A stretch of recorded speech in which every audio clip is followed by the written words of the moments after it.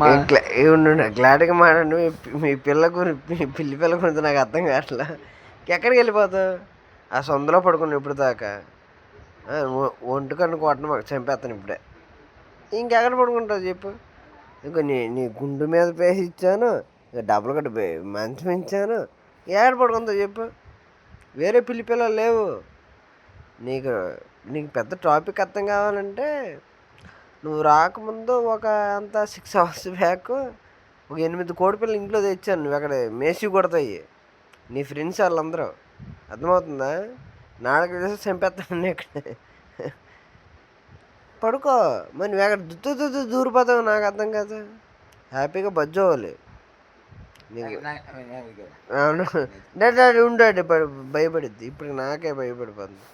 బజ్జో అట్ట బజ్జో ఎవడేమనలో బజ్జో. ఎక్కడ చంపుతారో నాకే తగులుతారు బాబు.